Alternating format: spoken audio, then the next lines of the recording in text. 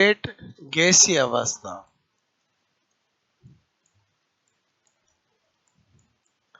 कल हमने पढ़ा गैसों के नियम। 4 नियम होते हैं, एक बॉयल का नियम, एक चार्ल्स का नियम, एक गै-लुसाक का नियम और एक अवोगाद्रो का।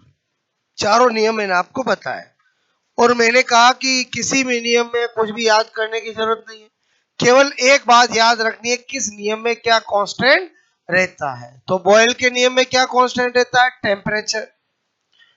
चार्ल्स के नियम में क्या रहता है? प्रेशर। गै-लुसाक में क्या नियम, क्या कांस्टेंट रहता है? आयतन। और अवोगाद्रो में V इजिकल टू N है तो P और T कांस्टेंट रहता है। याद करने का तरीका बताया था। बॉयल में क्या रहता है? टेम्परेचर, क्योंकि boil boil boil boil boil ऐसा 4-5 बार बोलते हैं तो टेम्परेचर की फीलिंग्स आती है। चार्ल्स में क्या कांस्टेंट रहता है? तो चार्ल्स मतलब जनरली क्या रहता है? Prince Charles. बोलो प्रिंस चार्ल्स। तो P मतलब प्रेशर कांस्टेंट रहता है। आयतन में 4 वर्ड है, गै-लुसाक में 4 वर्ड है। तो गै-लुसाक के लॉ में क्या कांस्टेंट रहता है? आयतन। और अवोगाड्रो में क्या बताया कि V is directly proportional to N। जहां हमें पता नहीं चलता किधर वॉल्यूम ज्यादा किधर कम है, तो केमिकल रिएक्शन में वही हम नंबर ऑफ मोल से पता लगा लेते हैं।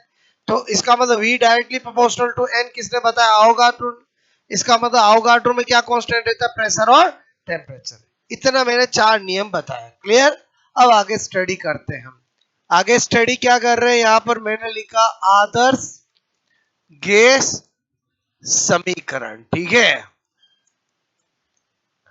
Ideal gas equation. ठीक है, आइडियल गैस इक्वेशन। आपको कि सर ये तो हमें पता है, पीवी इजिकल टू एनआरटी होती है लेकिन यहां मैं पूरा पोस्टमार्टम करूंगा कि आइडियल गैस इक्वेशन कैसे बनी, किन किन रूल से बनी, आइडियल गैस इक्वेशन के और क्या रूप हो सकते हैं, और एग्जामिनर आपसे कैसे गलती करवा सकता है। मतलब हम पूरी साइंस में पीवीजिकल टू एनआरटी तो सब जगह यूज करते हैं, लेकिन यहाँ इस चैप्टर में हम देखते हैं कि वो बनी कैसे और उसके और क्या रूप हो सकते हैं। क्लियर? तो इधर ध्यान देना। मेरे कहने का मतलब है मुझे आइडियल गैस इक्वेशन कैसे बनी वो बताना है। तो हमने गैसों के नियम से ही पढ़ी है, तो गैसों के नियम पढ़े अपन ने। मैं लिखता हूं यहां पर P is inversely proportional to V और इसको इक्वेशन फर्स्ट लिखूं और ब्रैकेट में लिख दूं यहां पर, बोलो बॉयल के नियम से, अकॉर्डिंग टू बॉयल्स लॉ लिख सकता हूं, क्योंकि कल पढ़ाया था मैंने आपको कि P directly proportional to V होता है। ये किसने बताया? और किसने बताया? बॉयल ने ही बताया। बोलो अच्छा, बोलो V directly proportional to P कर दूं तो भी चलेगा। अरे एक ही बात होती है ना, एक ही बात होती है। अच्छा, V is directly proportional to T, equation 2 किया। बोलो किसने बताया? चार्ल्स के नियम से। हाँ के ना? V is directly proportional to N, equation 3 कर दिया। किसने बताया? अवोगाड्रो के नियम से। पहले बताओ 3 चीजें लिखी, समझ में आए? बोलो। इसका मतलब हुआ मुझे जब चैप्टर चालू करके पहले ये नियम बताने पड़े, क्योंकि इन्हीं नियम का यूज करके हम आइडियल गैस इक्वेशन बनाते हैं। क्लियर? अब मैंने कहा कि जब V इजिकल टू ये है, तो बताओ इक्वेशन फर्स्ट, सेकंड और थर्ड, बोलो से इनको देखते हुए मैं क्या कर सकता हूं? अतः V is directly proportional to NT upon P। बताओ कर सकता हूं नहीं कर सकता हूं? और हाँ के ना बोलो। ओके, यहां तक कहानी समझ में आ रही है? अच्छा, अगर मैं इसको देखते हुए ऐसे कर दूं तो कोई रोक सकता है? बोलो। कर सकता हूं ऐसा? बोलो। अच्छा, अब मैंने कहा यहां मैं कांस्टेंट लगाऊंगा, क्योंकि फिक्स साइंस में रूल है, जब भी कोई डायरेक्टली प्रोपोर्शनल कुछ भी होता है हटाते हैं तो कांस्टेंट लगाते हैं। तो यहां पर पीवी इजिकल टू मैंने किया NRT। तो बताओ N और T तो पहले ही थे, जो कांस्टेंट है वो कौन है? R है। क्लियर?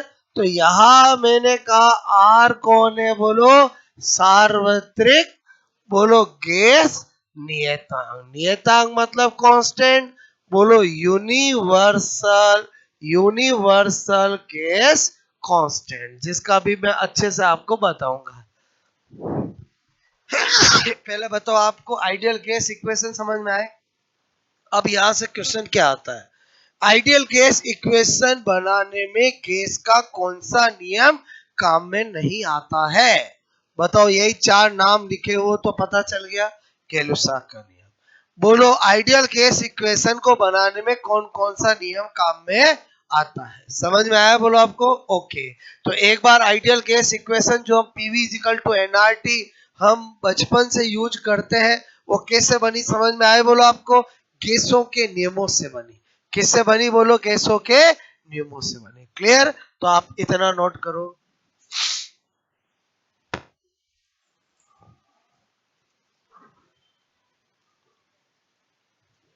बॉयल्स लो, चार्ल्स लो, आवगाड्रो लो, ठीक है।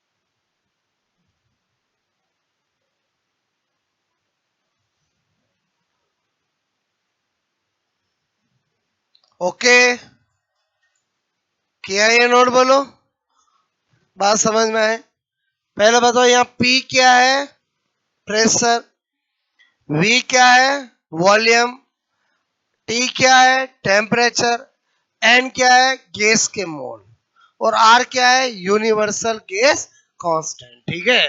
तो मैंने कहा आपको एक बार, बोलो ये जो वर्ड आए हैं, ठीक है, बोलो आर तो बता दिया, पी क्या है इतना सा लिख दो, बोलो पी क्या है, प्रेशर मतलब दाब, वी क्या है बोलो, वॉल्यूम मतलब आयतन, टी क्या है, टेम्परेचर मतलब ताप, और एन क्या है बोलो, गैस के मोल मतलब मोल ऑफ गैस, ठीक है। यहां तक कहानी समझ में आए बोलो अपन। अब अपन ने देखा कि ये आर हर जगह यूज आएगा अपने, तो इस आर के बारे में अच्छे से अपने को जानना पड़ेगा। क्लियर, तो यहां तक कहानी समझ में आए बोलो आपको, इतना हटा दूं मैं बोलो, ठीक है। अब क्या लिख रहा हूं यहां पर, मैंने लिखा सार्वत्रिक गैस नियतांक, ठीक है,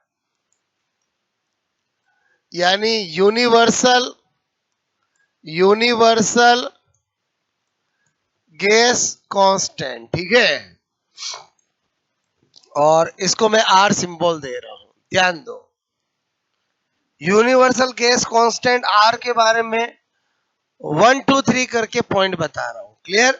पहला पॉइंट, आर का मान सभी गैसों के लिए एक समान होता है, इसीलिए इसको यूनिवर्सल गैस कांस्टेंट कहते हैं। मैंने कहा आर का मान सभी गैसों के लिए समान, ठीक है, equal value for all gas, ठीक है, ऑल गैसेस, सभी गैसों के लिए समान होता है, इसलिए इसके लिए क्या वर्ड लगाया जाता है, सार्वत्रिक वर्ड लगाया जाता है।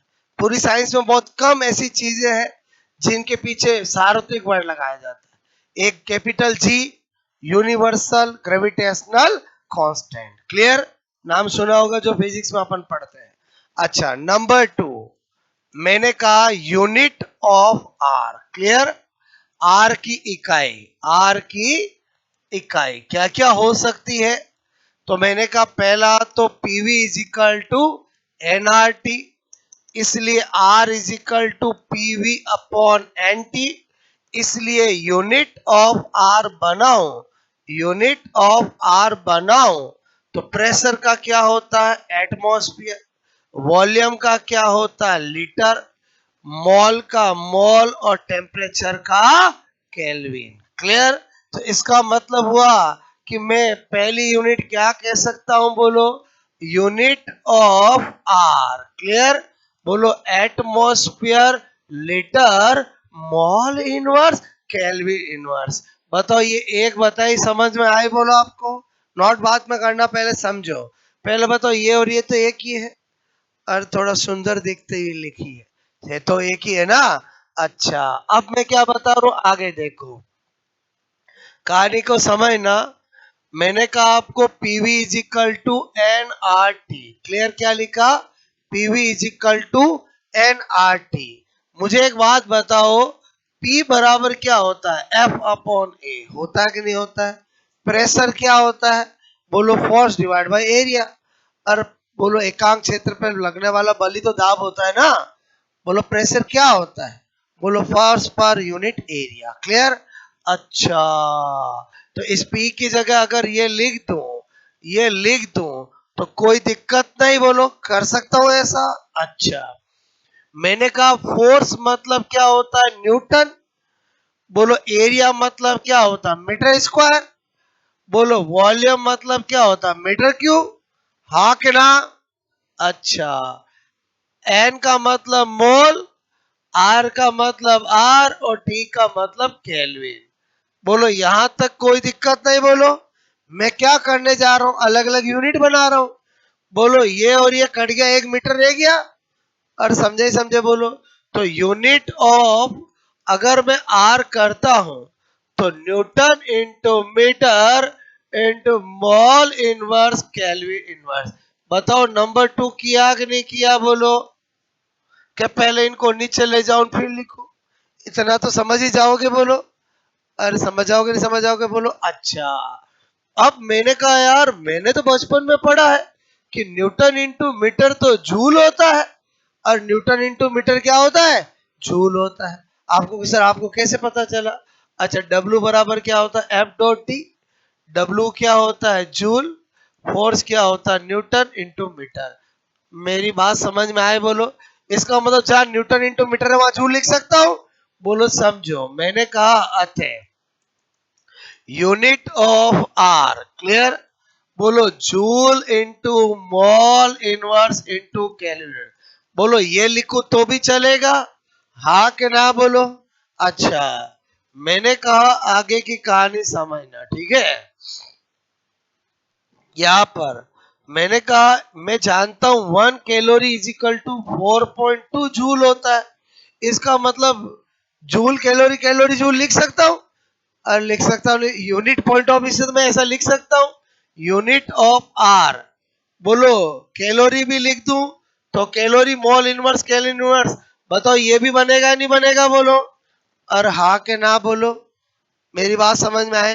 तो ये मैंने मैक्सिमम आपको आर की कितनी यूनिट होती है वो बताई, बोलो मैक्सिमम से मैक्सिमम कितनी हो सकती है, बोलो समझ में आया बोलो। अच्छा अब मैंने कहा तीसरा पॉइंट, हम किसका पोस्टमार्टम कर रहे हैं बोलो, आर का, क्योंकि हम जो चैप्टर पढ़ रहे हैं जिसका नाम है gaseous state, PV is equal to NRT हर जगह आएगा, तो आर के बारे में हमें अच्छे से पता होना चाहिए।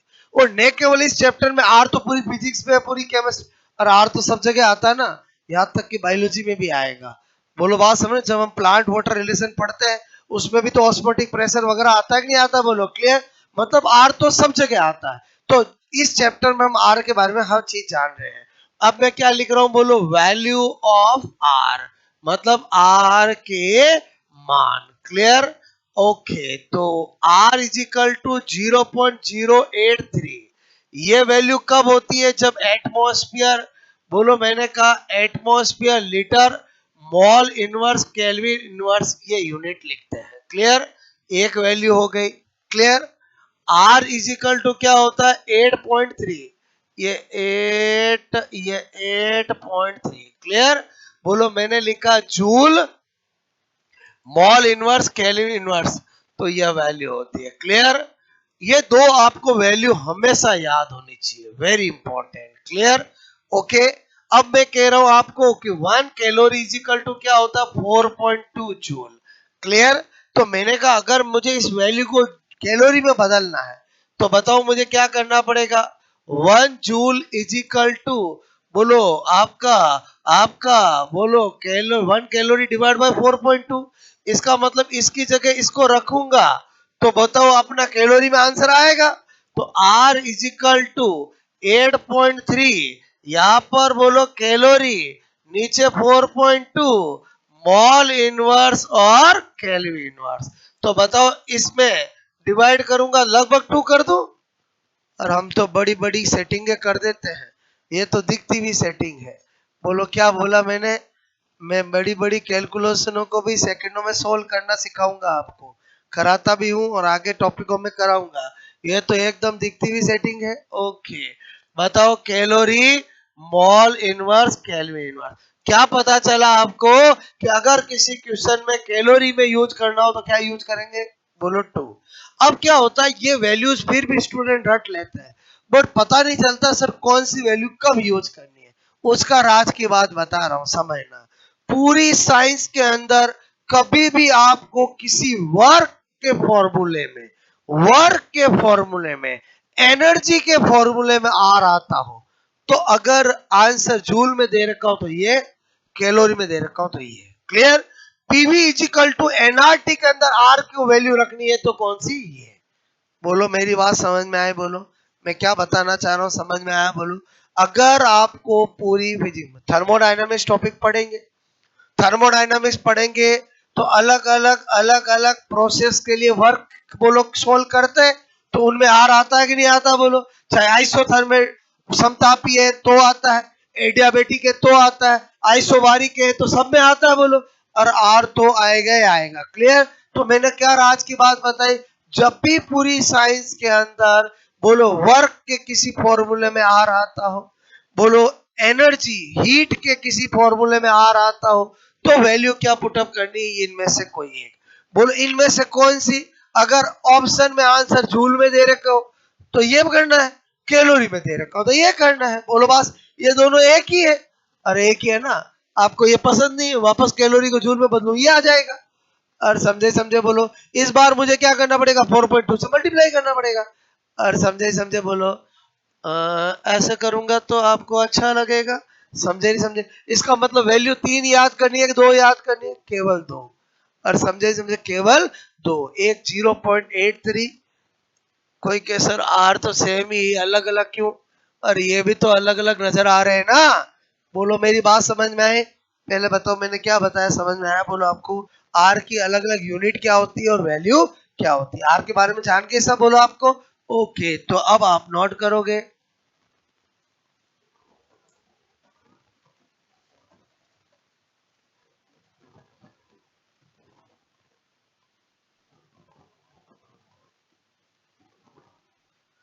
वैल्यू ऑफ आर क्या है बोलो? इक्वल फॉर ऑल गैस, ठीक है।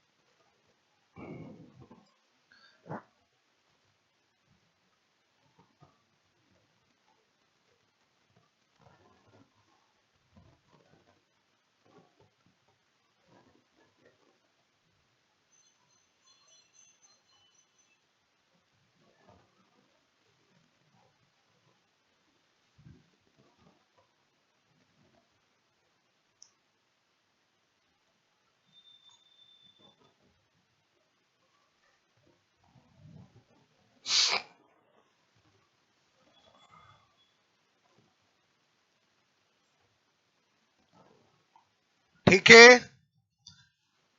चारों यूनिट जो मैक्सिमम पॉसिबल मैंने आपको बताई है, डायरेक्ट नहीं लिखी, मैंने आपको बताई कि एक एक यूनिट कैसे आती है, इंटर कन्वर्जन बताया मैंने आपको, ठीक है। हो गया ये नोट बोलो? हो गया?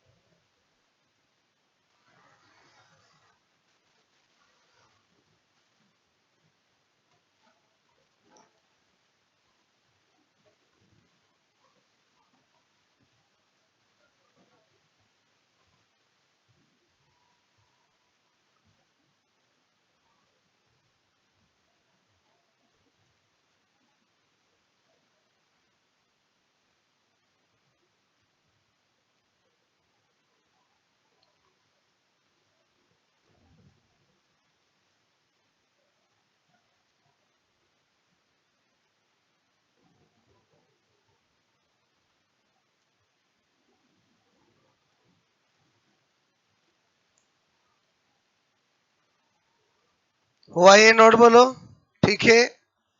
एकदम सिंपल इंटर कन्वर्जन बताया मैंने, एक यूनिट से दूसरी यूनिट, दूसरी से तीसरी, तीसरी से चौथी।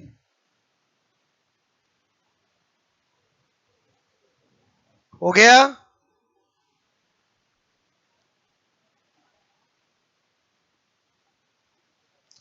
न्यूटन इंटू मीटर की जगह जूल क्यों लिख सकता हूं, समझ में आया बोलो आपको? ठीक है। अरे जूल क्यों लिख सकते हैं, समझ में आया ना बोलो?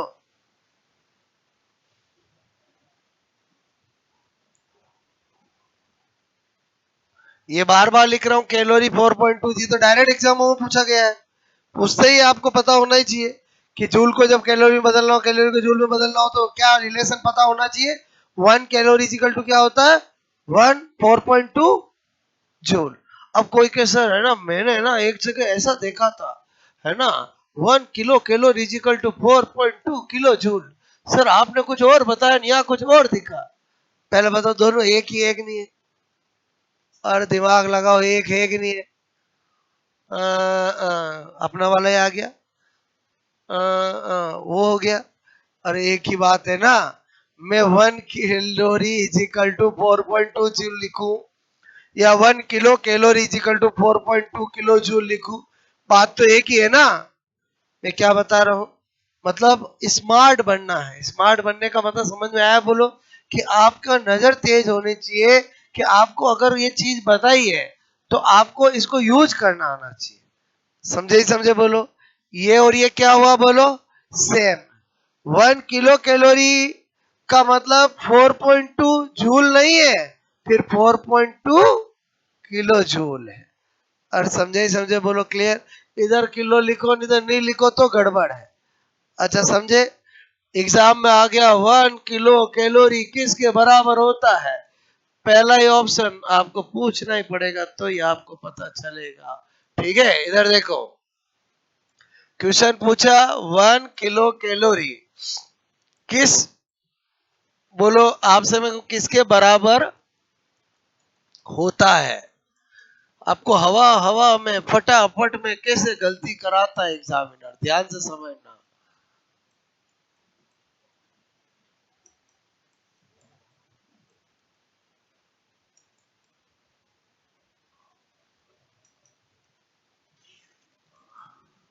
बताओ क्या आंसर होगा?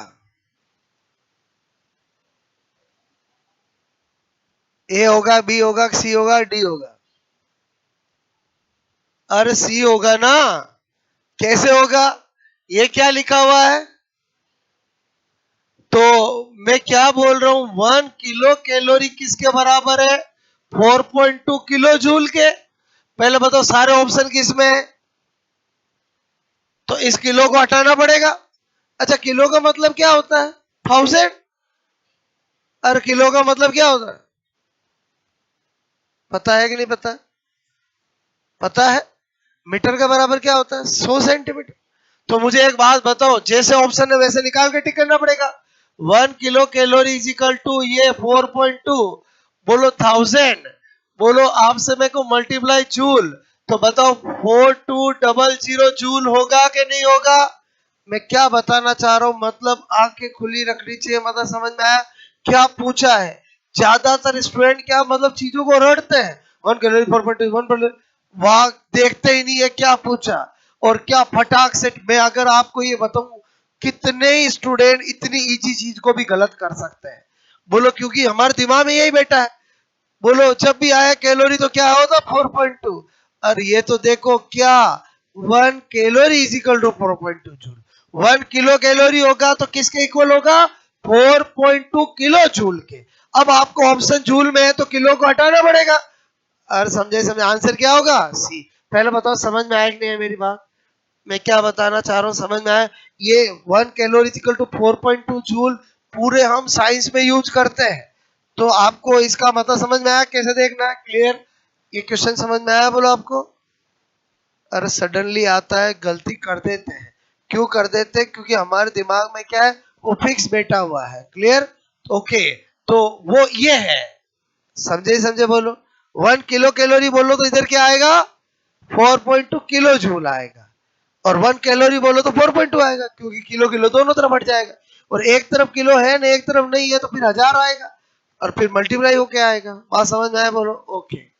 नोट किया इतना? बोलो ये क्वेश्चन नोट करना। बोलो बात समझ ना। ठीक है, बड़े बड़े एग्जामों में भी ऐसी मिस्टेक करा देते हैं। ठीक है, वो स्टूडेंट करके भी आ जाते हैं।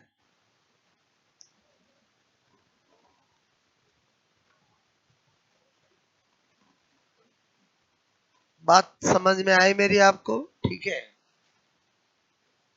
हो गया नोट? नेक्स्ट।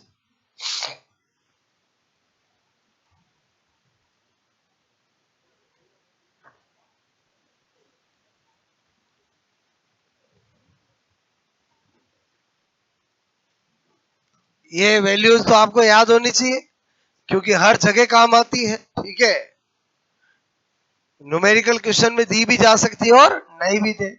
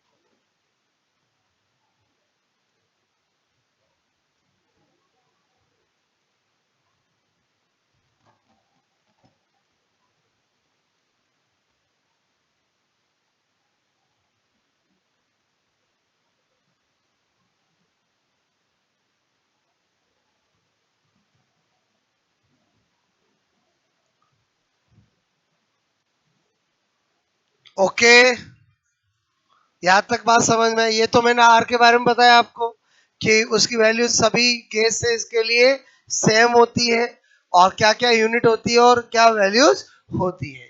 यहां तक कहानी समझ में आई? बोलो। अच्छा, हम क्या स्टडी कर रहे थे? Ideal gas equation. अब मैं क्या बता रहा हूं यहां पर?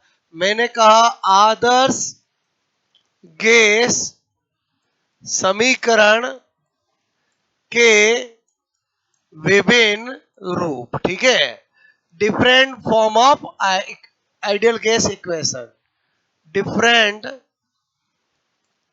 फॉर्म ऑफ, ठीक है, आइडियल गैस इक्वेशन। ठीक है, ध्यान देना, हमारे दिमाग में तो बचपन से पीवी इक्वल टू एनआरटी बसी हुई है, तो इसी चीज का फायदा उठाकर एग्जामिनर आपसे गलती करवा सकता है। बोलो समझ रहे हो ना? ओके, तो आपको मैं क्या सिखा रहा हूं? देखो, पीवी इक्वल टू एनआरटी है, ये तो पहला रूप है, ये ओरिजिनल फॉर्म है ये। अब इसका यूज करके हम और फॉर्म बना रहे हैं। क्लियर? ताकि आपका माइंड और डेवलप हो, और आपको मैं जो क्वेश्चन एग्जाम के आए हुए पूछूं तो आप आंसर दे पाओ। इधर देखो, P कौन है? प्रेशर। V कौन है? वॉल्यूम। R कौन है? Universal gas constant. T कौन है? टेम्परेचर। और N कौन है? बोलो, N कौन है? बोलो, मोल ऑफ गैस। ठीक है, बोलो गैस के मोल। ठीक है, अच्छा, मैंने कहा किसी के भी मोल क्या होते हैं? उसकी मात्रा डिवाइड बाय अनुपात। अरे बोलो, उसका मात्रा mass divide by molar mass. Clear? तो एन मोल क्या होगा? मैंने कहा गैस की मात्रा, ठीक है, या द्रव्यमान, ठीक है, इंग्लिश में बोलते हैं मास ऑफ गैस, ठीक है, डिवाइड बाय गैस, ठीक है, का अणुभार या बोलो मोलर मास, ठीक है, या मोलिकुलर वेट, एक ही बात होता है बोलो, ऑफ गैस। और यही हिंदी वाले को इंग्लिश में लिखा है। क्लियर? अच्छा, मैंने कहा मानो गैस का मास क्या है, m लिया है, और मोलिकुलर वेट को तो mw लिखता ही है। समझना, आगे से आगे रूप बना रहा हूं। मैं चाहूं तो रूप डायरेक्ट भी लिख सकता हूं, लेकिन मैं अगर प्रूव करके बताऊंगा ना, छोटी छोटी चीजें आपको समझ में आएगी। क्लियर? एंड रिजल्ट तो ऑब्जेक्टिव में मैं जो आपको रिजल्ट निकाल के बताऊंगा उससे आपका काम चल जाएगा, लेकिन पहले वो आप समझो कैसे आया। पहले बताओ, इतनी कहानी समझ में आई बोलो आपको? अच्छा, अब मैंने कहा माना कोई भी गैस होती है तो उसमें बोलो n मॉलिक्यूल होते हैं उसमें, ठीक है, माना माना गैस के एक अणु, ठीक है, एक अणु का द्रव्यमान, ठीक है, मतलब mass of one molecule of gas, बोलो कौन है? स्मॉल एम है। क्लियर? कौन है? Small M. कैपिटल एम तो क्या है? पूरा गैस का मास। स्मॉल एम किसको लिया? एक अणु का मास। क्लियर? अच्छा, बोलो यदि गैस में कुल अणुओं की संख्या, total number of molecule in gas, suppose that मैंने ले लिया कैपिटल एम, ले लिया बोलो। तो मुझे एक बात बताओ, इन दो बात से हमें क्या पता चला? अतः जहां एम है वह एम इंटू एन लिख सकता हूं, बोलो हाँ कि ना? जब मैं गैस का मास क्या कहता हूं? Capital M. और मैंने आपको कहा कि अगर गैस के अंदर एक अणु का मास स्मॉल एम है और एन अणु है तो टोटल मास कितना हुआ? M into N. यहां तक बात समझ में आई? अच्छा, आगे समझना। मैंने कहा गैस के बोलो गैस का मोलर द्रव्यमान बोलूं, मोलिकुलर वेट, मोलर द्रव्यमान कौन होता है बोलो? और मोलर द्रव्यमान कौन होता है? mw। क्लियर? कौन होता है? mw। मैंने कहा चूंकि एक मोल गैस में अणुओं की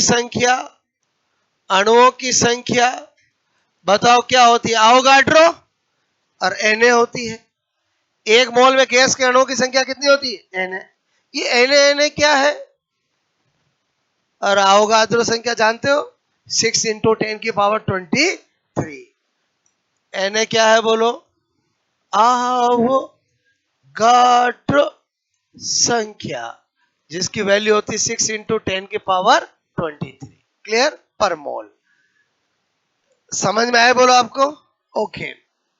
अब मैंने कहा इसलिए गैस का मोलर द्रव्यमान, बताओ मोलर द्रव्यमान जहां mw है वहां पर बोलो मैं क्या लिख सकता हूं? m इंटू Na लिख सकता हूं। m इंटू Na कैसे लिखा? मोलर मास का मतलब क्या होता है? एक मोल का मास। एक मोल में अणु कितने हैं? Na।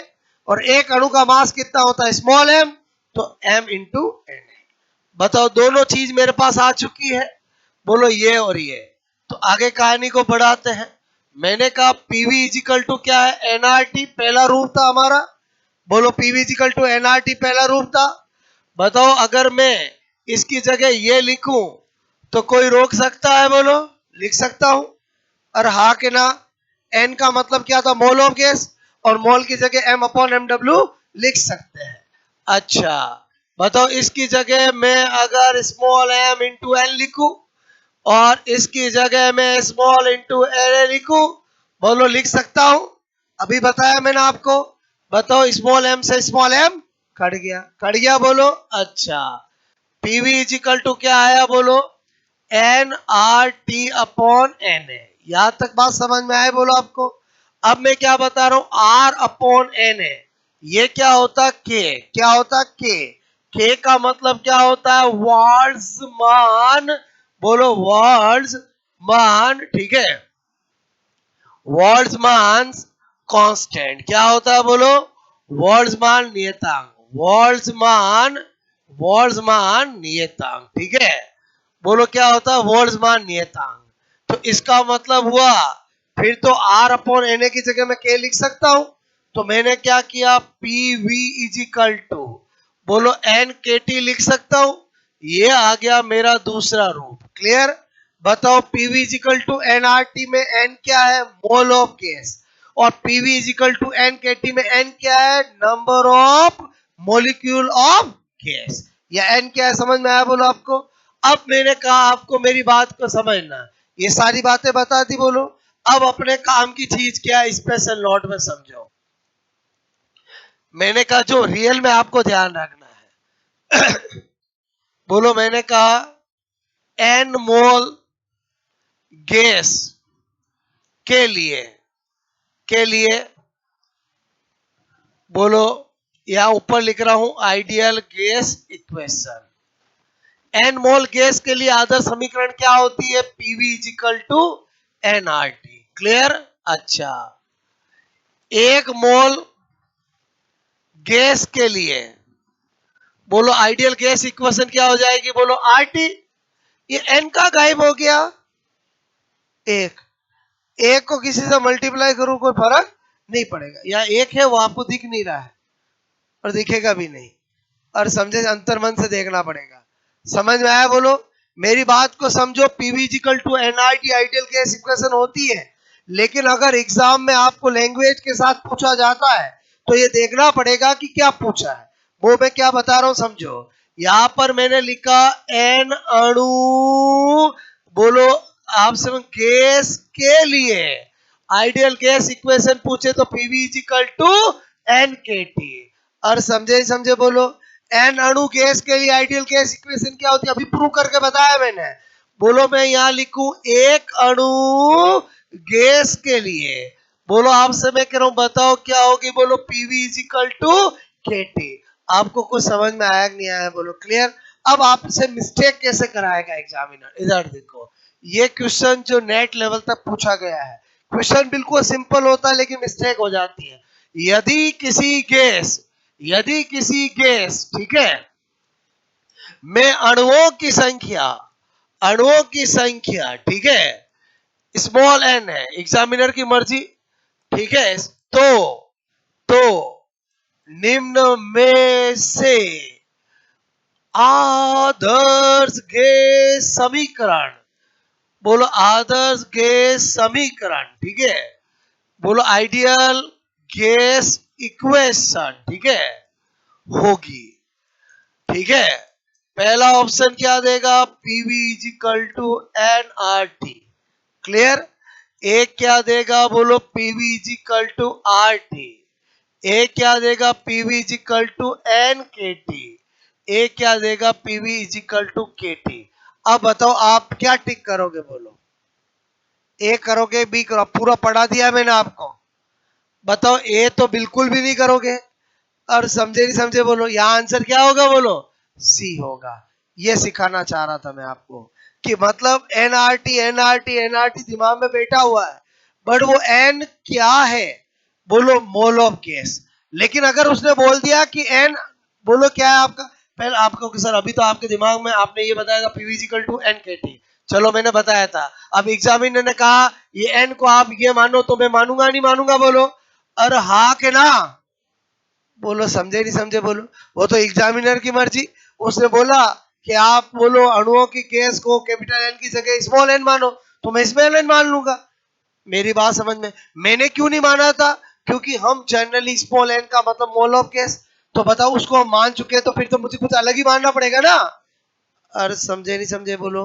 मैंने क्या बताया समझ में आया बोलो? आइडियल केस इक्वेशन अगर पूछे, कुछ भी लैंग्वेज नहीं दे, तब तो पीवी इक्वल टू एनआरटी है ही है। लेकिन लैंग्वेज दे दे, लैंग्वेज क्या दे दे? ये देखो मैक्सिमम ये 4 ही लैंग्वेज दी जा सकती है, और 4 ही दी जा सकती है ना। एक अणु के लिए पूछ सकता है for one molecule, N molecule के लिए पूछ सकता है, वन मोल केस के लिए पूछ सकता है, एन मोल केस के लिए पूछ सकता है। कुछ नहीं दे तो हम हमेशा क्या पढ़ते हैं? एन मोल केस पढ़ते हैं, पीवी इक्वल टू एनआरटी पढ़ते हैं। मेरी बात समझ में आएगी नहीं आई बोलो? क्लियर? आई बात समझ में? स्पेशल नोट ये 4 समझ में आया? अच्छा, पांचवा वैल्यू ऑफ के। वैल्यू ऑफ के क्या होगा? के मतलब कौन? के मतलब कौन? बोल्ट्जमान कांस्टेंट, ठीक है। तो अभी मैंने क्या बताया? के बराबर क्या होता है? R upon N A. क्यों याद करें? इसकी वैल्यू कभी भी निकाल लेंगे। आर की वैल्यू कितनी? 8.3। और आर की वैल्यू कितनी? 8.3। क्लियर? इसकी वैल्यू कितनी? 6.10 की पावर 10 की पावर 10 की पावर 10 की पावर 23 माइनस 23 23। अरे बोलो एन की वैल्यू 10 की पावर 23। अच्छा, 1.3 इंटू 10 की पावर माइनस 23। और कभी भी निकाल सकता हूं मैं बोलो? पहले बताओ तो मैं क्यों याद रखूं इसकी? ये दो मुझे याद रहती, इसका मतलब बेटर है ये ध्यान रखे।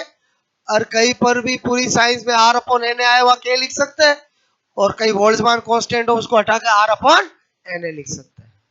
बोलो बात समझ में आई? ये मैंने क्या बताया समझ, ये क्या किया ये तो समझ गए ना? कि ऐसे करूंगा तो ही मजा आएगा आपको। और समझ के बोलो, बड़े हो जाओ। पहले एक बार गया, फिर 23 हुआ, 3 बार गया, 5 बचा, 7 बार गया। और समझे नहीं समझे बोलो? ऐसे किया मैंने सेकंडों में। आई समझ में बोलो बात? अच्छा पहले बताओ, अल्टीमेटली जो मैं सिखाना चाह रहा था वो तो ये 5 पॉइंट ही है ना। वो तो मैं आपको प्रूव करके बता रहा था कि ये कैसे आया। अगर मैं प्रूव नहीं करूंगा तो क्या होगा? आपको ये बारीकियां जो है ना, ये एन या कहाँ गायब हो गया, ये कौन है, ये पता ही नहीं चलेगा आपको। मेरी बात समझ में आए? पहले बताओ, मैं कुछ बता रहा था, समझ में आया बोलो? अरे एकदम सिंपल चीजें हैं जो मैं आपको बता रहा हूँ। क्लियर? एक बार वापस बताऊं कि समझ में आ गया? आ गया?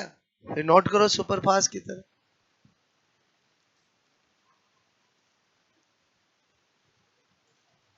लाइफ में केमिस्ट्री से प्यार किया है कभी? नहीं किया तो अब कर लो, सब सब्जेक्ट से।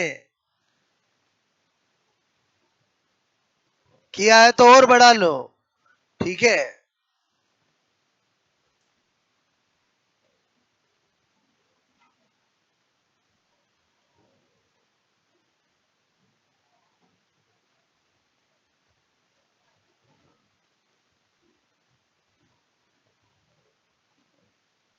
सब कुछ छोड़ छाड़ कर 1 साल तक फिजिक्स केमिस्ट्री साइकोलॉजी राजा महाराजा इनसे प्यार करो, देखो आपको क्या सक्सेस मिलती है। क्लियर?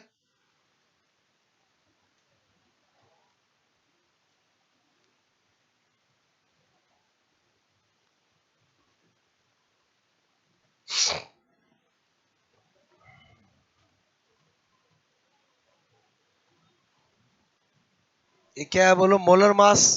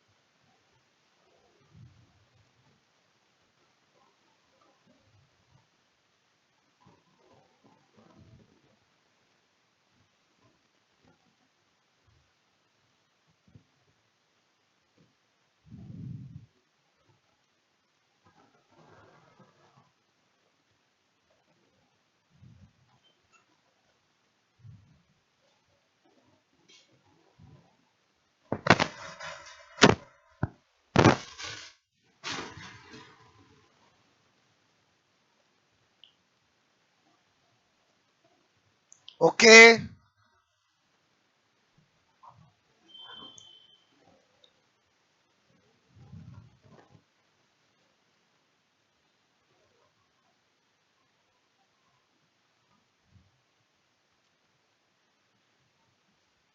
एक एक चीज समझ में आ रही है, बोलो आपको? ठीक है, ये तो केवल समझाने के लिए, जो मेन काम की चीज तो मैंने स्पेशल नोट करके लिखा ही है आपको, बोलो। ठीक है, हो गया ये नोट?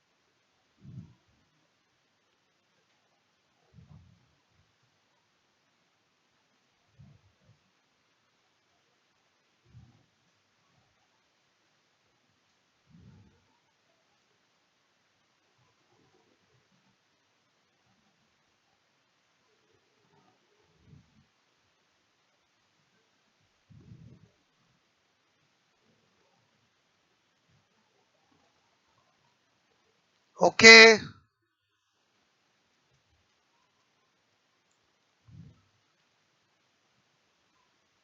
हो गया था ये नोट, बोलो। करो करो फटाफट।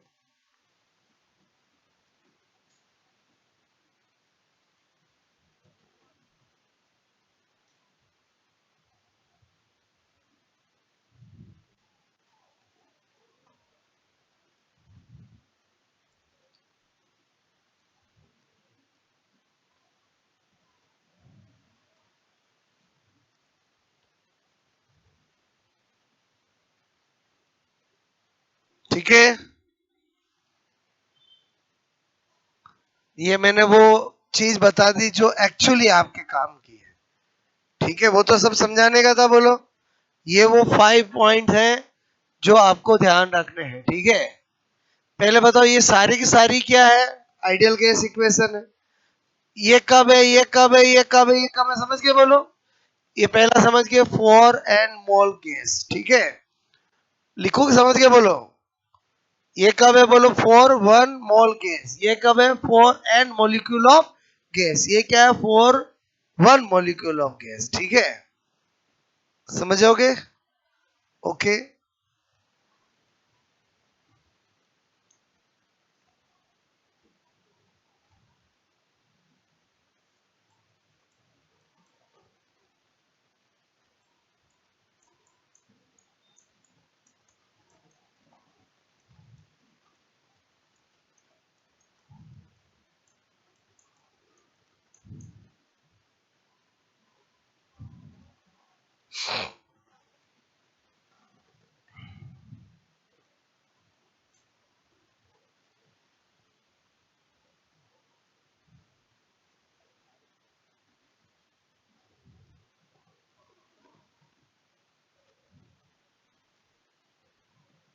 ये क्या होता है, 8.3 joule mol inverse kelvin inverse.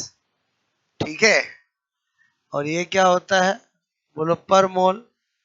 तो इसका मतलब हुआ, ये क्या होगा, बोलो, जूल पर केल्विन। ठीक है, मोल मोड तो हट जाएंगे।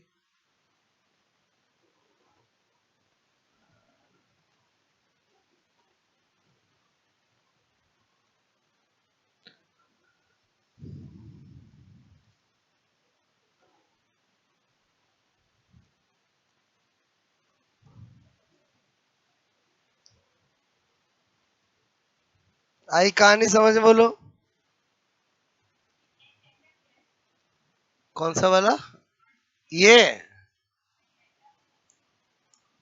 For N molecule of gas, ठीक है। और बोलो for one molecule of gas, मतलब क्या? Ideal gas equation for, ideal gas equation for, समझ गए ना? बोलो ठीक है।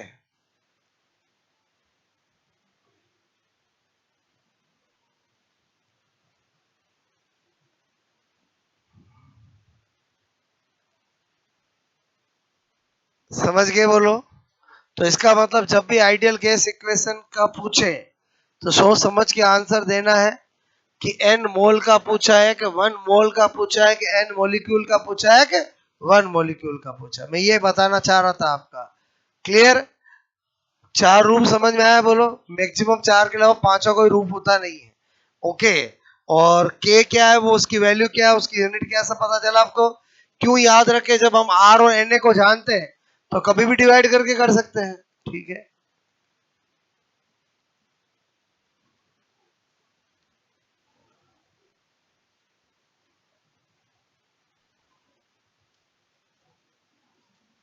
ओके। और ये वो क्वेश्चन जिससे मिस्टेक आपसे नहीं हो। क्वेश्चन समझ में आया? बोलो। If total molecule of gas is small N, ठीक है, तो find out ideal gas equation. ये क्वेश्चन समझ में आया? बोलो आपको। क्वेश्चन क्या है? If number of molecule of gas is n, clear? If total number of molecule of gas is small n, find out form of ideal gas equation, ठीक है। तो जब इसने ऐसा बोला है तो बताओ ये आंसर हो जाएगा, बिकॉज इसने कहा कि n की जगह क्या मानो? n मानो। और समझे समझे? बोलो क्लियर? पहले बताओ यहां तक की कहानी समझ में आए? बोलो। इसी के आगे अपन कहानी कल पढ़ेंगे, ठीक है।